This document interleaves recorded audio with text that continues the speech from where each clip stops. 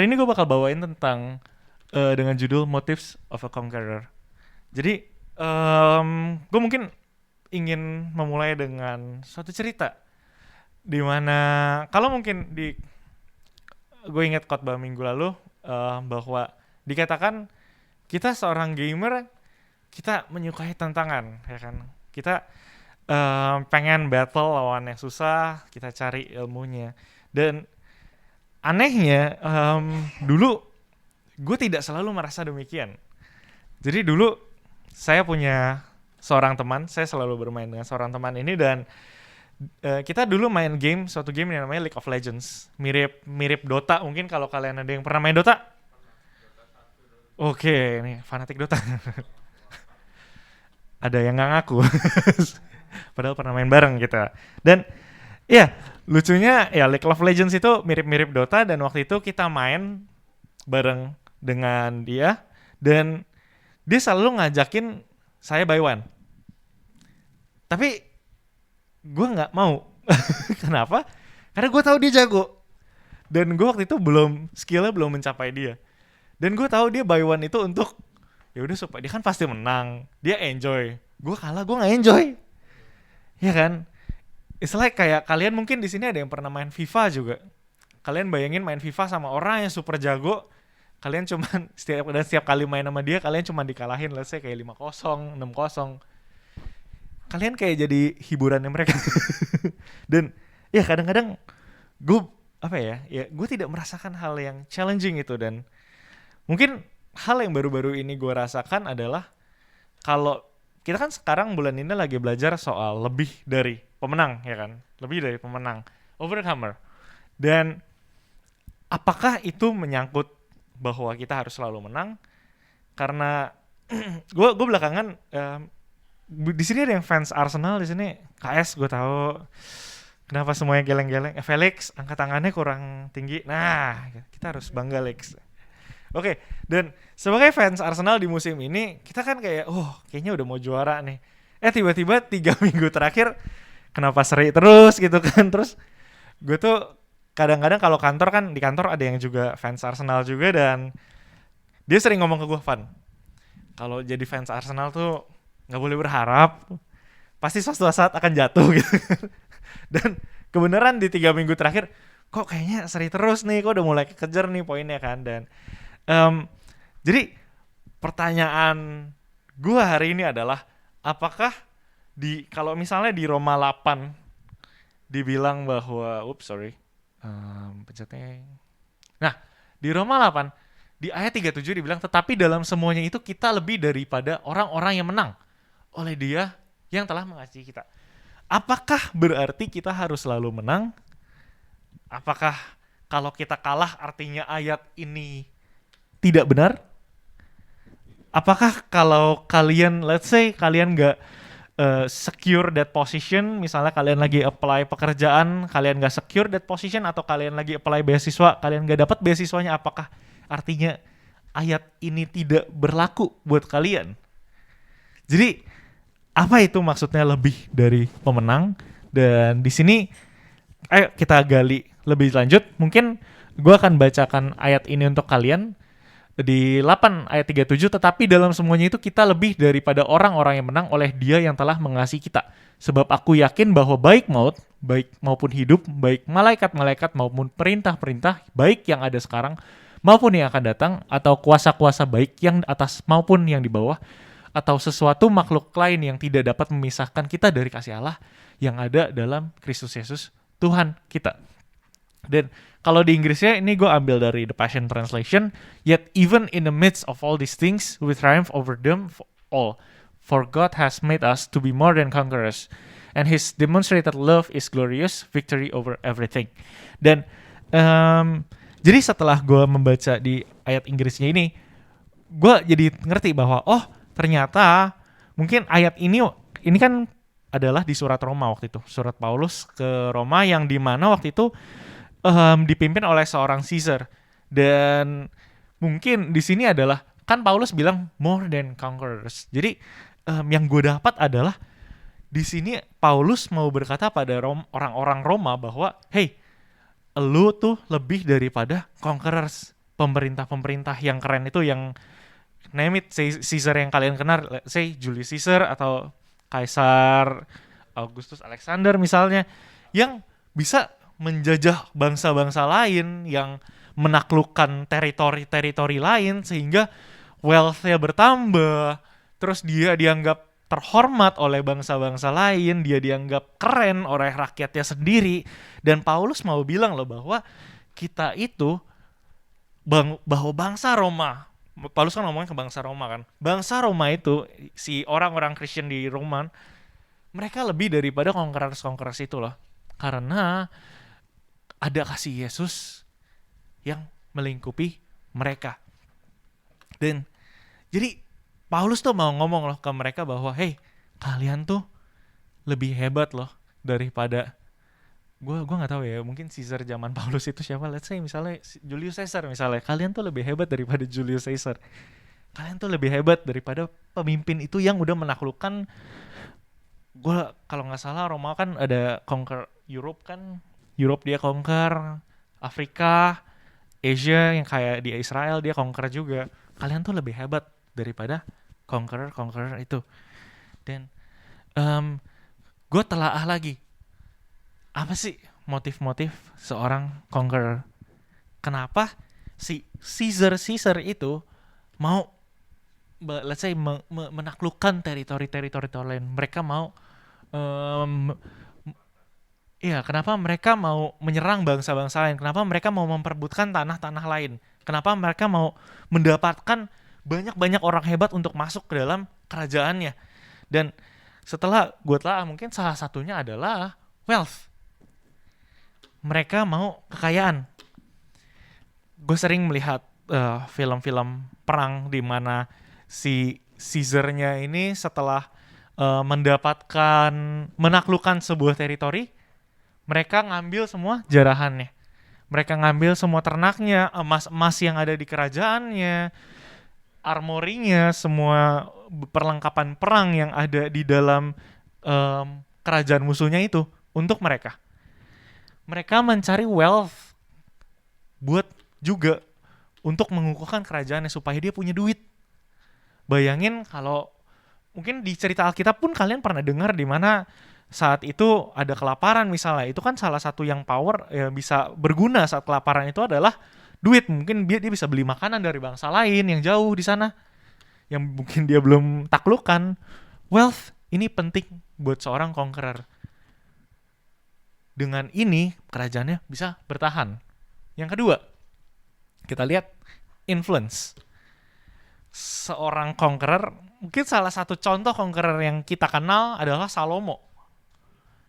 Salomo punya influence yang begitu besar sehingga dia dikagumi oleh bangsa-bangsa lain, dan bangsa-bangsa lain pun hormat kepada si Salomo ini, gak berani serang. That's why kingdom of Israel waktu itu dihormati dan itu secure, gak ada yang berani nyerang karena dia tahu Salomo nih orang yang dihormati. Bayangin mungkin kalau kita ke zaman sekarang, bayangin kalau misalnya pemimpin kita, presiden Indonesia berteman baik dengan misalnya pemimpin-pemimpin negara powerful adidaya di sana, misalnya kayak si Joe Biden, Vladimir Putin, dia bisa berteman baik dengan mereka. Bayangin kan, influence itu sangat berharga buat presiden kita Indonesia supaya teritorinya tetap terjaga, supaya bangsa kita Indonesia tetap makmur. Influence ini penting buat seorang conqueror. Sorry, gue sambil buka masker ya, agak nyekep. Thank you. Thank you. Oke, kita lanjut. Yang kedua adalah safety. Kenapa safety? Seorang conqueror pasti ingin mempertahankan kerajaannya, ya kan?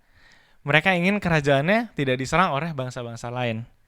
Kenapa mereka menaklukkan bangsa-bangsa lain adalah karena mereka ingin supaya, let's say mereka ingin secure strategic positions. Misalnya mereka ingin menaklukkan bangsa tetangganya. Gue ingat waktu itu gue baca berita di tentang penyerangan Rusia terhadap Ukraine.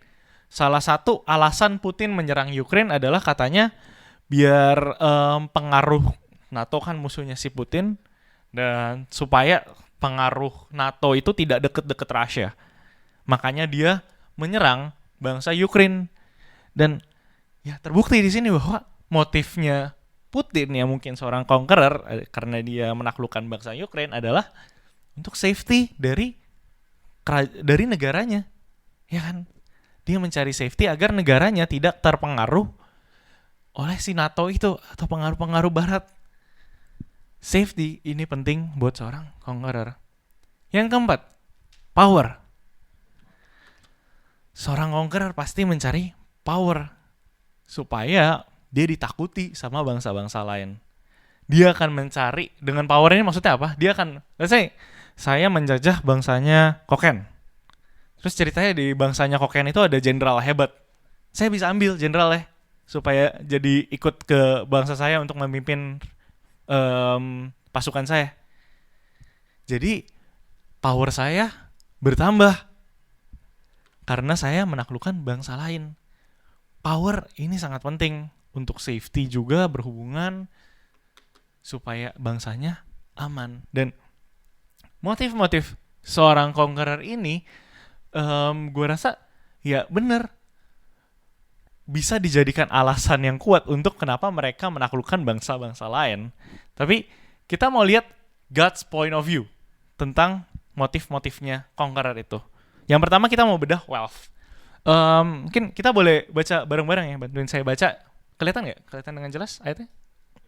Kelihatan ya? Oke. So, kita baca dari sekarang ya. 1, 2, 3. 1 Timotius 6, 17 ayat 19. Peringatkanlah kepada orang-orang kaya di dunia ini agar mereka jangan tinggi hati dan jangan berharap pada sesuatu yang tak tentu seperti kekayaan, melainkan pada Allah yang dalam kekayaannya memberikan kepada kita segala sesuatu untuk dinikmati. Peringatkanlah agar mereka itu berbuat baik, menjadi kaya dalam kebajikan, suka memberi dan berbagi, dan dengan demikian mengumpulkan suatu harta sebagai dasar yang baik bagi dirinya di waktu yang akan datang untuk mencapai hidup yang sebenarnya. So, di ayat ini dengan jelas bahwa gue highlight di satu poin ayat ini dibilang melainkan pada Allah yang dalam kekayaannya memberikan kepada kita segala sesuatu untuk dinikmati. Kita tahu di sini kalau misalnya Tuhan tuh punya segalanya.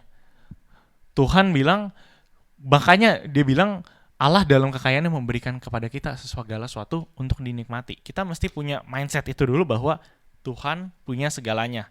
Tuhan punya kingdom ini, owns everything. Dia punya benda-benda yang mungkin kalian gak pikirkan itu ya, let's say emas 1 ton atau apa. Tuhan punya itu. Dan God's own everything. Jadi, prinsip Tuhan tentang kekayaan ini adalah untuk kita give. Tapi pertama, why we give? Kenapa kita harus memberi wealth kita kepada orang lain? Di Mazmur 50 ayat 10 sampai 12, gue bacain buat kalian. Sebab punyakulah segala binatang hutan, beribu-ribu hewan di gunung, aku kenal segala burung di udara, dan apa yang bergerak di padang adalah kuasaku. Jika aku lapar, tidak usah kukatakan padamu, sebab punyakulah dunia dan segala isinya. Punyakulah dunia dan segala isinya. So, why we give? Karena kita tahu Tuhan punya everything. Dan kita tahu kan, Tuhan udah adopt kita sebagai anaknya.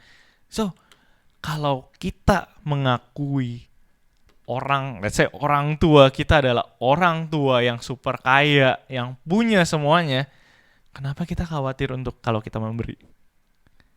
Ya kan? Kenapa kita khawatir kalau let's say perpuluhan? Kenapa kita khawatir cuman kasih 10% dari pendapatan kita untuk Tuhan? Kenapa kita kadang-kadang khawatir mau ngasih persembahan di gereja? Kenapa kita khawatir let's say mau mentraktir teman? Padahal pencipta kita, Tuhan kita atau Bapak kita punya semuanya. Justru kalau kita khawatir, bukannya itu kita lagi mendinai bahwa Bapak kita punya semuanya. Bukannya kita lagi beranggapan bahwa Bapak gue gak punya apa-apa. Hey, Tuhan punya semuanya. So, why worry saat kita mau memberi? Itu poin pertama untuk why we give. Karena God owns everything. Yang kedua, you'll gain more by giving. Kamu akan mendapatkan lebih saat kamu memberi wealth kamu.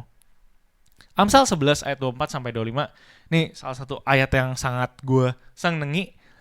Dia bilang, ada yang menyebar harta tetapi bertambah kaya. Ada yang menghemat secara luar biasa namun selalu berkekurangan. Siapa banyak memberi berkat, diberi kelimpahan. Siapa memberi minum, ia sendiri akan diberi minum. Di The Message versionnya dia bilang, the wealth of the generous gets larger and larger. The wealth of the stingy gets smaller and smaller. So, you'll gain more by giving. Ini prinsipnya. Realitanya seperti apa? Benar loh seperti ini.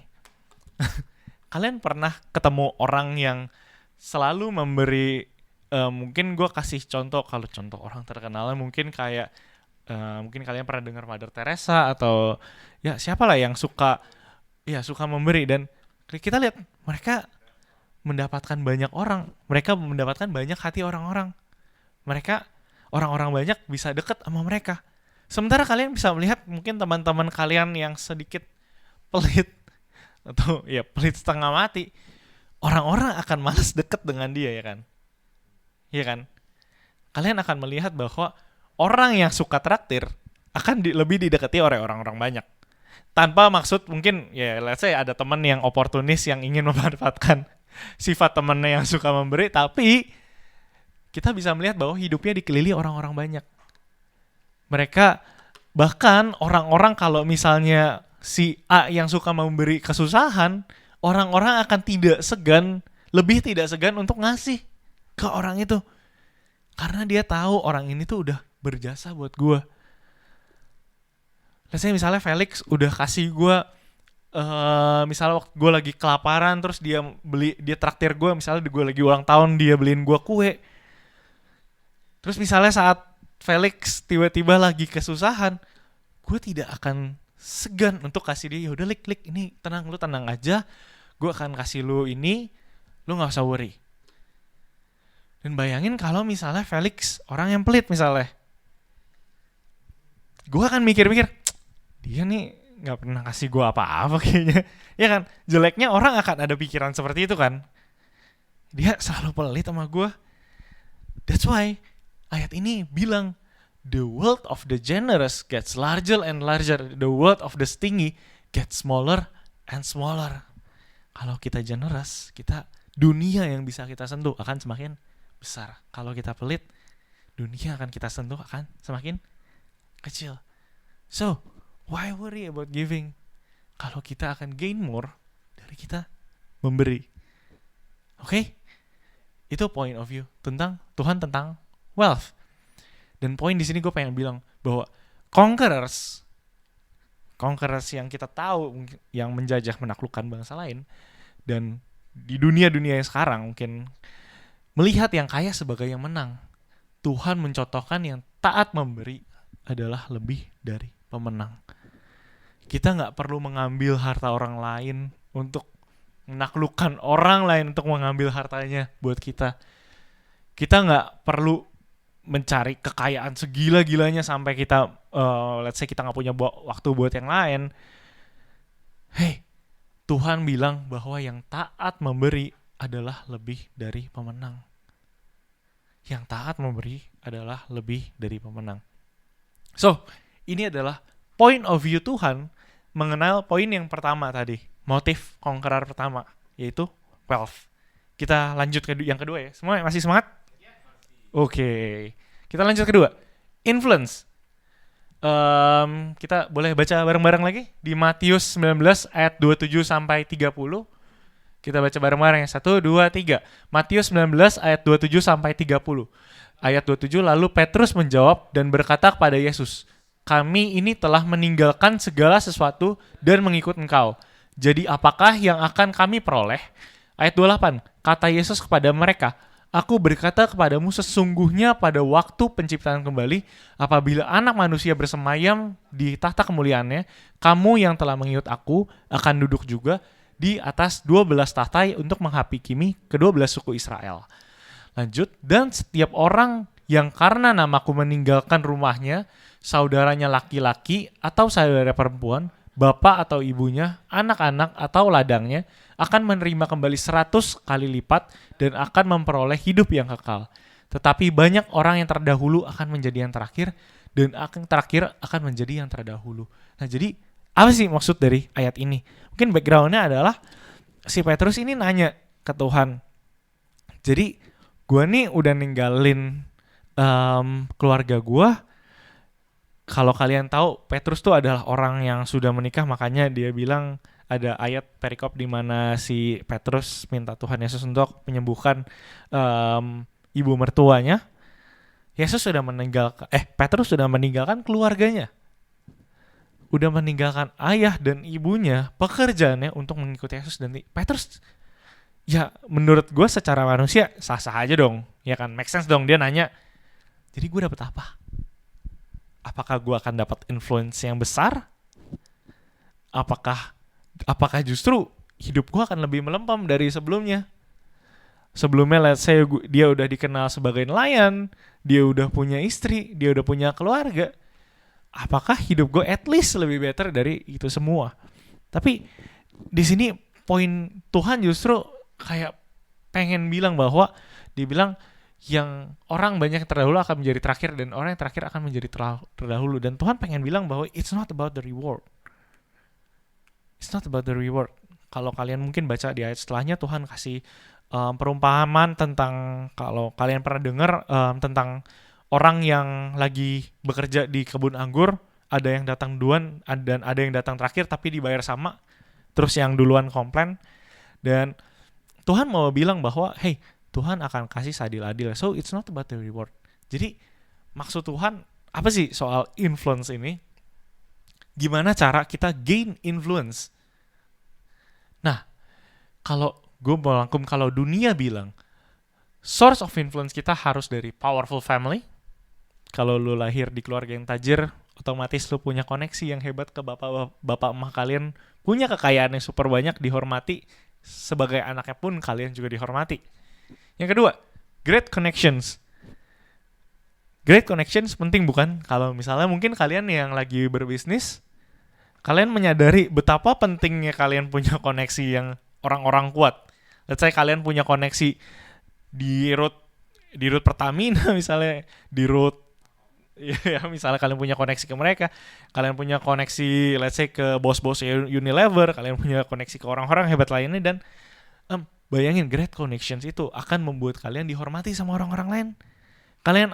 Kalian kalau ngomong kan orang akan dengar, oh iya nih karena gue tahu dia anaknya, dia kenal sama si ini, dia kenal sama dirut Unilever misalnya. Kalian akan dihormati dengan kalian punya great connections. Yang ketiga, strategic career positions. Ini penting, kenapa? Bayangin kalian lagi, pernah gak sih kalian, gue gak tahu ya, mungkin sebagian dari kalian gue pernah dengar cerita soalnya kalau anak yang punya orang tuanya kayak let's say dia orang tuanya cuman kayak pedagang sayur atau apa, anaknya terus yang kuliah gitu, dia tiba-tiba bisa bilang, papa apa sih, papa cuman pedagang sayur gitu. So itu contoh ekstrim kayaknya. Strategic career positions ini penting karena dengan ini omongan kita akan lebih didengar. Kalian lebih dengar yang mana? Orang yang tadi misalnya bos Unilever, saat dia memberikan kayak tips-tips agar kalian bisa lebih kaya, kalian lebih mendengar bos Unilever, atau mungkin orang yang kayak cuman kerja kayak yang terima upah bulanan gitu. Kalian punya yang kasih tahu kalian adalah bukor gitu, misalnya budak korporat. Kalian kan akan pasti lebih dengerin si bos Unilever kan, karena dia udah punya pengalaman nih, tanggung jawab yang dia punya dan apa yang dia own itu lebih besar dari si bukor ini. Dan makanya strategic career positions ini penting untuk menjadi source of influence kalian. Sorry, saya juga lagi agak batuk. Dan kalau ini kan yang dunia bilang kan, source of influence-nya adalah 3 ini. Tapi kita lihat apa yang Tuhan bilang, bahwa Tuhan bilang source of influence kita ada saat kita berkomitmen mengikuti dan mencontoh Yesus dalam hidup. Gue mau ada satu cerita yang sangat menginspirasi gue dalam Alkitab. Yohanes 4 ayat 16. Gue bacain, kata Yesus kepadanya, pergilah panggillah. Backgroundnya adalah tentang kalau kalian pernah dengar, Yesus pernah mengunjungi seorang wanita Samaria yang pada waktu itu dia pergi ke sumur sendirian. Ini adalah ceritanya, dan gue bacain di 4 ayat 16, kata Yesus kepadanya, pergilah, panggillah suamimu dan datang ke sini. Kata perempuan itu, aku tidak mempunyai suami. Kata Yesus kepadanya, tepat katamu bahwa engkau tidak mempunyai suami, sebab engkau sudah mempunyai 5 suami yang ada sekarang padamu. Bukanlah suamimu, dan dalam hal ini engkau berkata benar. Kata perempuan itu kepadanya, Tuhan nyata sekarang padaku bahwa engkau seorang nabi. Lanjut, nenek moyang kami menyembah di atas gunung ini, tapi kamu katakan bahwa Yerusalemlah tempat menyembah.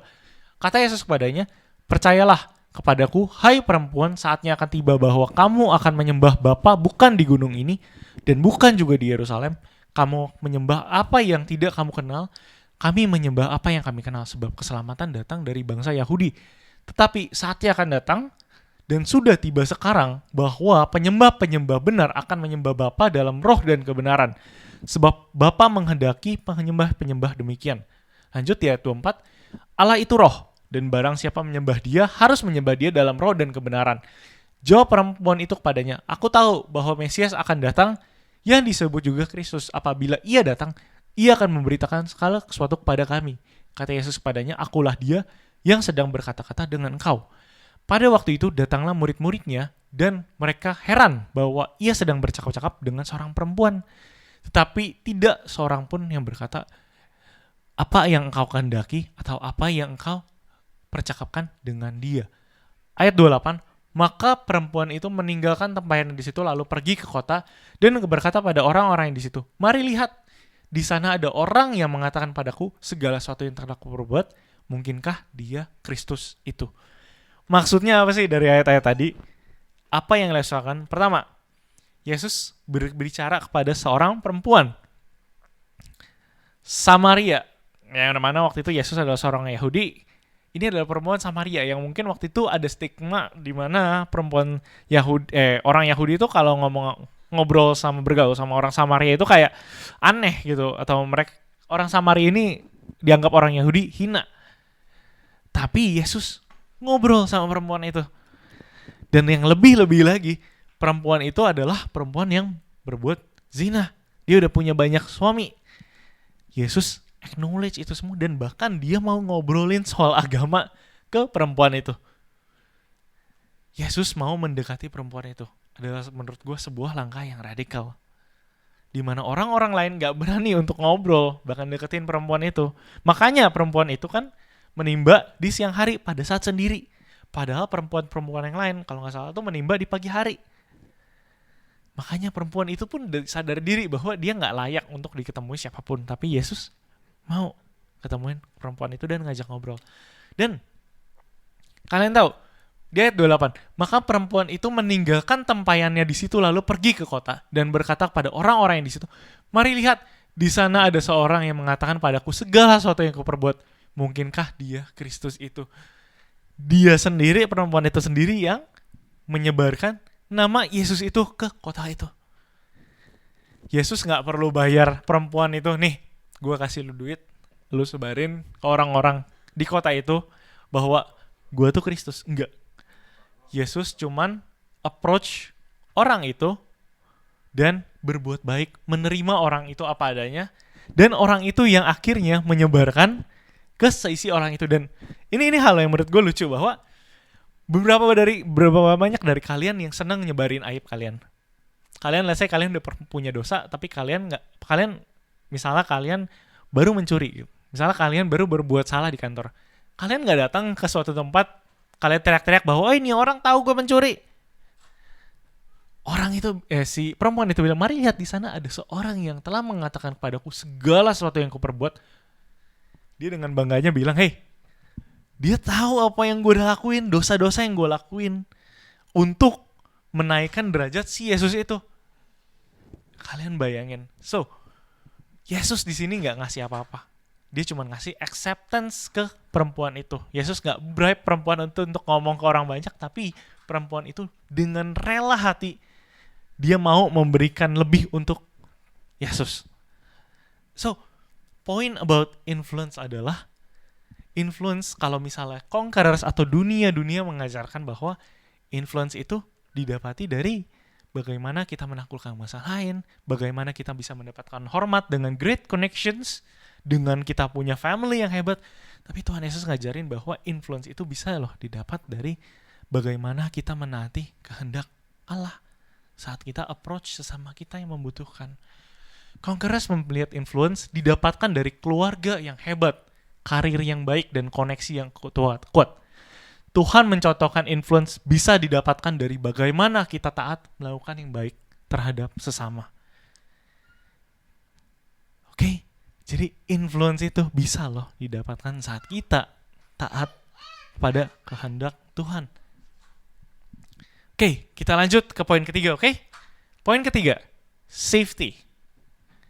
Di Lukas 21, gue bacain aja, agak kecil soalnya. Tetapi sebelum semuanya itu, kamu akan ditangkap dan dianiaya.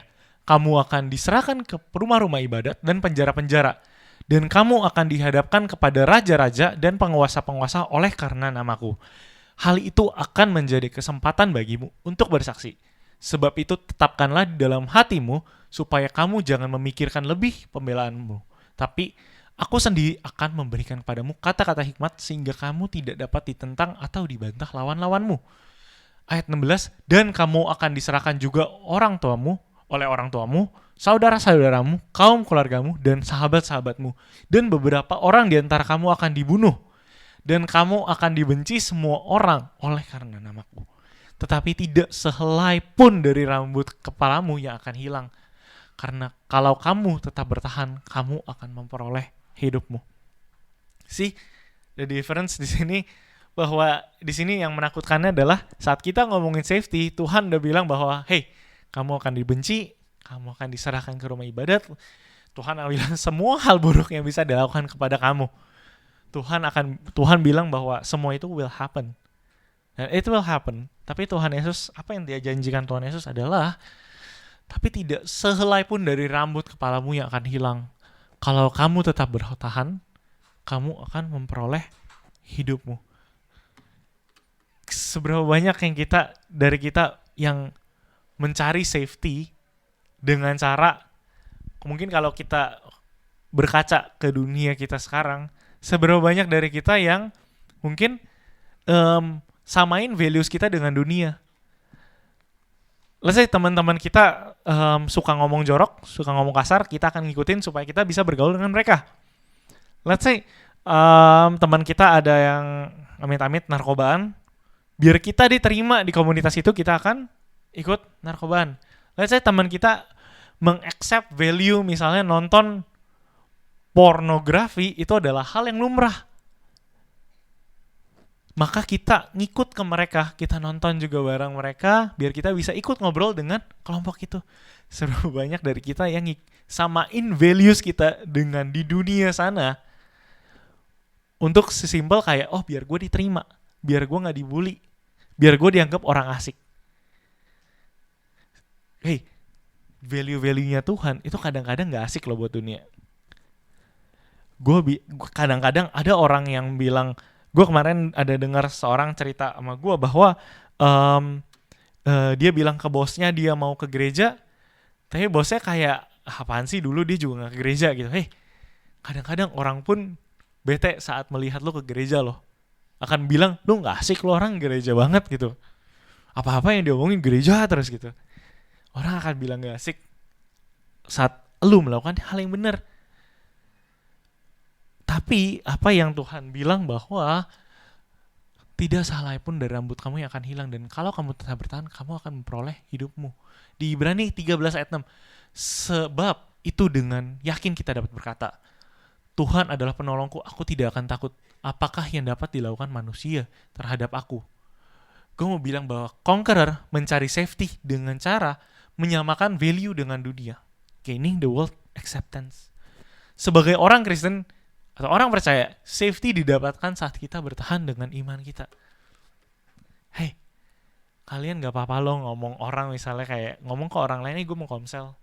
Kalian gak apa-apa loh untuk it is okay saat kalian, itu adalah hal yang sangat bagus saat kalian mau ke gereja bareng keluarga kalian. It, it is a good thing saat kalian mau berdoa bareng dengan papa mama kalian, dengan koko ade kalian setiap malam baca Alkitab bareng. It's not a bad culture. Itu bukan culture yang gak asik. It is a good culture. It is a good culture saat kalian mau nemenin temen kalian yang mungkin diasingkan oleh teman-teman sekelas kalian. Yang mungkin teman-teman kantor bilang, ih dia orangnya freak. It is okay saat kalian punya empati terhadap temen yang dia gak freak oleh orang kantor itu. Dan kalian temenin mereka, ajak ngomong mereka, makan bareng mereka. It is okay. Itu yang Tuhan mau loh. Itu yang Tuhan pengen dari kalian. Dan safety itu akan digaranti sama Tuhan. Kalian gak akan jadi bahan bulian, kalian gak akan jadi bahan hinaan. Tuhan akan mengangkat kalian. So, it is okay saat kalian berbuat baik pada sesama. It is okay saat kalian bela-belain hari Minggu. Mungkin sekarang harusnya libur lebaran, kalian bisa melakukan hal yang lain, kalian bisa liburan keluar sana, teman-teman kalian bisa berlibur, tapi kalian memilih untuk gereja. It is okay and it is a good value saat kalian memilih untuk gereja di hari ini.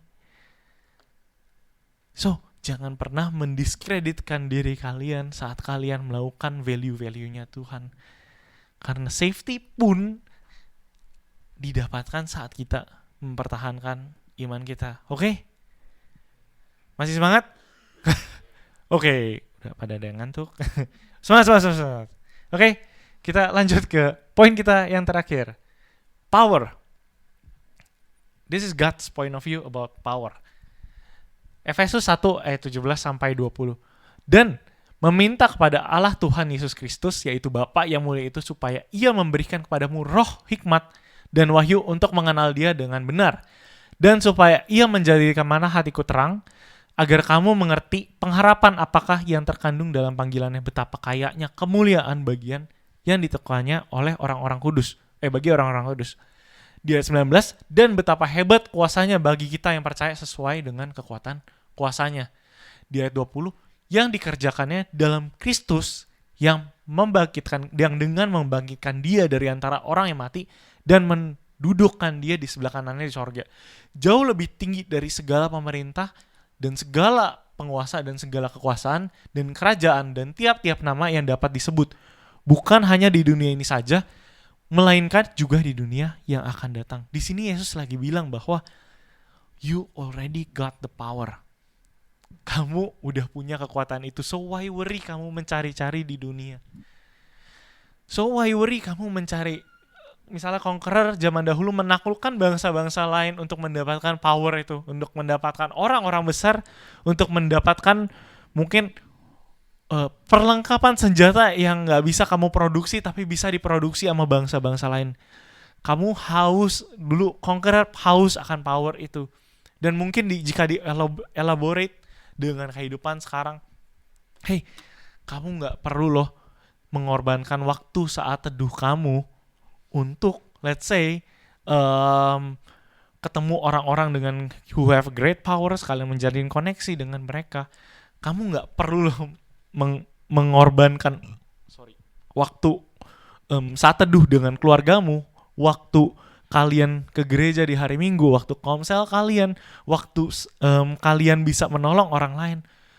Sesimpel demi, let's say, kalian haus akan power, kalian haus akan kecerdasan. Mungkin di dunia sekarang kita relevan dengan mengikuti kelas misalnya. Kalian relevan dengan kayak misalnya ada kelas-kelas yang diadakan di hari Minggu. Well, mungkin sekali-sekali it's okay, tapi masa setiap hari, setiap minggu kalian gak punya waktu untuk ke gereja dengan Tuhan? Kalian gak perlu loh, karena kalian punya power yang diberikan oleh Tuhan. You've already got the power. Kalian gak perlu untuk kalian mengorbankan segala sesuatunya untuk demi mencari power itu. Kalian gak perlu dengan segala sesuatunya sampai mengorbankan bahkan kesehatan kalian untuk mencari ilmu-ilmu itu di luar sana. Tuhan udah kasih kalian powernya loh. Why worry about the power? Why worry about the power? Conqueror takut jika mereka tidak punya kekuatan, kecerdasan, mereka akan diinjak oleh dunia. Tuhan berkata bahwa kita sudah punya kuasa dan kekuatan yang sama yang telah membangkitkan Yesus dari antara orang mati. So why worry? Oke? Kalian bisa melihat bahwa di 4 motif tadi, dan tadi kan Tuhan dijawab dengan 4 point of view dari Tuhan. Kita lihat bahwa in the end, conqueror motives ini adalah untuk agar kekuasaannya itu everlasting. Yes, agar kingdomnya itu secure. Family line dia nggak ada yang terputus. Mereka mencari ini semua agar kerajaannya terus tetap berjaya selama-lamanya. Mereka mencari ini semua agar line keluarganya, agar anak-anak-anaknya nanti bisa mempertahankan kerajaannya. Mereka haus akan security. Mereka harus akan security. Tapi apa sih yang Tuhan bilang soal security? Conquerors dunia berlomba-lomba mencari security for their kingdom's future. Tapi kita sebagai orang percaya, our future is already secured within Christ. Di Roma 8 ayat 38 sampai 39. Sebab aku yakin bahwa baik maut maupun hidup, baik malaikat-malaikat maupun pemerintah-pemerintah, baik yang ada sekarang maupun yang akan datang, atau kuasa-kuasa, baik yang di atas maupun yang di bawah, ataupun sesuatu makhluk lain, tidak dapat memisahkan kita dari kasih Allah yang ada dalam Kristus Yesus, Tuhan kita. So, gue tahu mungkin situasi dan kondisi kalian gak lagi terbaik sekarang. Tadi KSS bilang ada ya gereja kami, beberapa orang dari gereja kami lagi berduka. It's not an ideal situation buat bergereja di sini. Mungkin tadi PW juga sempat ada Kodanekya lagi sakit sehingga dia nggak bisa pelayanan. Bahas drama lagi aneh tadi kan. But, gue terberkati loh dengan PW tadi. Mungkin situasi kita nggak ideal loh sekarang, tapi Tuhan tuh udah put security di dalam hidup kita. Tidak akan dapat memisahkan kita dari kasih Allah yang ada dalam Kristus Yesus Tuhan kita. Paulus di sini mention bahwa semuanya maut, semuanya pemerintah nggak akan dapat memisahkan kita dari kasihnya Tuhan. So why worry? Hey, gue tahu kalian mungkin ada yang lagi sakit, kalian ada yang mungkin lagi berduka atau atas hal tertentu. Mungkin kalian baru mengalami penolakan, mungkin kalian baru mengalami kegagalan, tapi percaya bahwa Tuhan selalu ada buat kalian. Tuhan udah secure your future dalam tangan Dia. Mungkin tim PW boleh sekalian maju. Hey, percayalah bahwa apapun situasi dan kondisi kalian saat ini, gue pengen ingetin kalian bahwa Tuhan gak akan ninggalin kalian. Tuhan tetap mau berjalan sama kalian. Tuhan udah secure your future dari saat ini. Bahkan dari saat kalian pikir situasi kalian gak baik-baik saja. Tuhan mau loh deket dengan kalian. Tuhan mau secure your future. So why worry? Yuk kita balik lagi kepada Tuhan. Yuk kita deketin lagi Tuhannya. Yuk kita bergantung lagi pada Tuhan. Karena Tuhan mau loh deket dengan kalian. Gue pengen close dengan satu ayat ini. Di Yesaya 53 ayat 12. Sebab itu aku akan membagikan kepadanya orang-orang besar sebagai rampasan. Dan ia akan memperoleh orang-orang kuat sebagai jarahan. Yaitu sebagai ganti karena ia telah menyerahkan nyawanya ke dalam maut. Dan karena ia terhitung di antara pemberontak-pemberontak, sekalipun ia menanggung dosa banyak orang dan berdoa untuk pemberontak-berontak. Kalian tahu ayat ini menggambarkan soal siapa? Ada yang bisa jawab? Tuhan Yesus, betul? Ayat ini menggambarkan soal Yesus yang telah berkorban buat orang banyak. Dia menyerahkan nyawanya ke dalam maut. Dia terhitung di antara pemberontak-pemberontak, sekalipun ia menanggung dosa banyak orang dan berdoa untuk pemberontak-pemberontak. Kalian tahu Yesus melakukan ini semua. Dia mati di kayu salib. Dia mengorbankan dirinya yang mungkin waktu itu murid-muridnya bilang bahwa hey, Mesias seharusnya adalah orang yang powerful. Mesias gak boleh mati. Mesias yang akan membawa kita kepada kerajaan. Ya kan? Mesias yang akan membawa kita kepada keberjayaan Israel pada waktu itu. Mungkin kalian berpikir situasi dan kondisi kalian hari ini is supposed to not happen.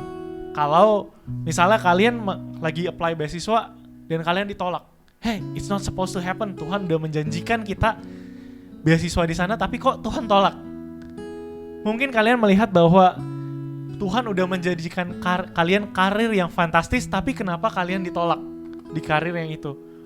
Gue dulu, to be honest, gue pernah pengangguran selama 9 bulan waktu gap gue kuliah ke pekerjaan pertama gue gap 9 bulan dan you know what? Itu gue berasa hina. Gue gak, my self-worth itu gak ada lagi lah.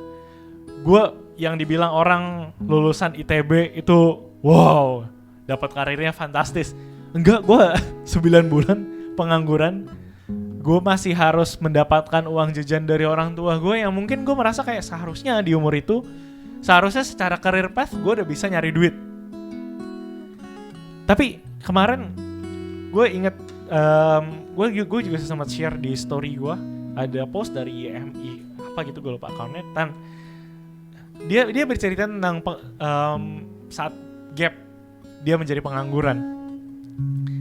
Dan di situ dia bilang bahwa di saat dia jadi pengangguran itulah dia bisa lebih mengenal Allah. Di waktu-waktu pengangguran itu dia bisa mengenal siapa Tuhannya lebih lagi. Dan setelah gue baca itu gue pikir-pikir, iya ya. Dulu saat gue gap 9 bulan, kalian ada baca YouVersion di sini, dan itu kan ada streaknya kan. Gue bisa streak lebih dari setahun, gue lupa 300 berapa hari. Itu adalah saat-saat dimana gue jadi pengangguran. Tapi saat gue bekerja tiba-tiba streak itu habis. Dan gue susah banget untuk mempertahankan even for 7 days. Dan di situ gue belajar bahwa mungkin di season itu Tuhan mau mengajarkan gue untuk lebih mengandalkan Tuhan. Ya mungkin gue baru menyadarinya di saat kemarin-kemarin. Dan gue mau bilang sekarang, kalau misalnya kalian lagi mengalami keburukan atau kalian lagi mengalami penolakan, kesakitan atau apapun, keluarga kalian tidak ideal, situasi kalian tidak ideal, gue mau bilang bahwa your future is secure di dalam Tuhan. Tuhan yang udah mati, yang Petrus pikir, murid-muridnya pikir bahwa Tuhan udah mati, udah selesai perjuangan Israel. Tapi kita tahu what's the next story, bahwa Tuhan Yesus bangkit. Dan kita bisa lihat berapa banyak sih pengikut Yesus di dunia ini. Kalau nggak salah sebelum ini terakhir gue cek sih masih paling banyak. If you compare to other religion misalnya. Kalian bayangin seberapa besar influence Yesus saat dia mau mati mengorbankan nyawanya untuk orang lain, saat dia mau menanggung dosa orang banyak, dan saat dia mau berdoa untuk pemberontak-pemberontak. Dia bilang bahwa sebab itu aku akan memberikan kepadanya orang-orang besar sebagai rampasan. Ia akan memperoleh orang-orang kuat sebagai jarahan. Kita bisa lihat bahwa di abad-abad selanjutnya ada banyak ilmuwan yang percaya kepada Tuhan Yesus. Kita bisa lihat bahwa bahkan di zaman ini pun ada banyak orang-orang yang hebat, yang terkenal di dunia pun menggantungkan imannya terhadap Yesus. Dan gue mau bilang ke kalian bahwa hey, buat kalian yang lagi berduka saat ini, Tuhan tahu kondisi kalian. God knows every inch of your conditions, every inch of your sadness. Tuhan tahu kesusahan kalian. Dan Tuhan masih menjanjikan masa depan itu, masa depan yang hebat itu buat kalian. So, why worry? Why worry about everything kalau Tuhan udah menjanjikan itu semua buat kalian? Why worry about everything? So yuk, hari ini gue pengen mungkin kita bisa bangkit berdiri semuanya. Gue pengen berdoa buat kalian yang mungkin selama ini merasa lagi jauh sama Tuhan. Gue pengen berdoa buat kalian yang mungkin selama ini lagi yang merasa jauh lah sama Tuhan, dan gue pengen kalian bisa lebih dekat dengan Tuhan. Mungkin kita tutup mata kalian, dan mungkin yang buat kalian yang merasa itu adalah kalian itu adalah orangnya, please taruh tangan kanan kalian di dada. Gue pengen berdoa buat kalian. Okay? So, let's pray. Bapak, kami tahu Bapak, kami mungkin belakangan udah gak deket sama Engkau Bapak. Mungkin karena situasi kami bete sama Tuhan. Kami merasa hidup kami gak ideal. Tapi Tuhan, mulai hari ini Bapak, kami mau percaya Bapak bahwa Engkau telah secure our future. Engkau telah mengamankan masa depan kami. Engkau telah memberkati, Engkau melindungi kami. Engkau tahu seluk-beluk penderitaan kami. Engkau tahu seluk-beluk kesakitan kami Bapak. Maka kami sekarang mau menyerahkan semua itu kepada Engkau Bapak. Kami mau kembali dekat kepada Engkau Bapak. Kami mau menyerahkan semua sadness itu Bapak, semua worry itu Bapak kepada Engkau. Dan biarlah kami bisa mendekat kepada Engkau dengan apa adanya Bapak. Biarlah kami bisa memulai kembali Bapak hubungan kami Bapak, seperti pada dahulu kala saat mungkin kami pertama kali mengenal Engkau Bapak. Bapak, kami mau mengenal Engkau lebih lagi Bapak. Bapak, kami mau duduk mulai hari ini Bapak, kami berkomitmen Bapak, kami mau duduk, kami mau meluangkan waktu lagi kepada Engkau Bapak. Kami mau percaya lagi kepada Engkau Bapak. Tuhan yang akan mengangkat semua kepahitan ini Bapak, semua penderitaan ini, semua kesakitan ini Bapak, dan percaya bahwa Engkau telah ada buat kami, dan Engkau akan menuntun kami di perjalanan nanti kami Bapak. Apapun perjalanan kami yang kami hadapi esok hari Bapak, Engkau ada buat kami Bapak. Kami mau percaya itu Bapak. Kami mau percaya satu fakta bahwa Engkau akan selalu bersama kami Bapak. So, ayo teman-teman semuanya, kita angkat pujian ini lebih lagi. Gue pengen kita gue nggak tahu, mungkin kalian tahu atau aware kenal dengan lagu yang akan selanjutnya dinyanyikan oleh KOSS, yang lagu tadi yang udah dinyanyikan. Even though mungkin kalian gak mahir dengan lagu itu, atau kalian gak mahir bernyanyi, suara kalian fales, gue pengen kalian, yuk kita memuji dan menyembah Tuhan dengan sekuat tenaga kalian, karena Tuhan sudah membebaskan kalian. Yuk, despite your conditions, gue pengen kalian keluarkan suara kalian memuji Tuhan. Oke?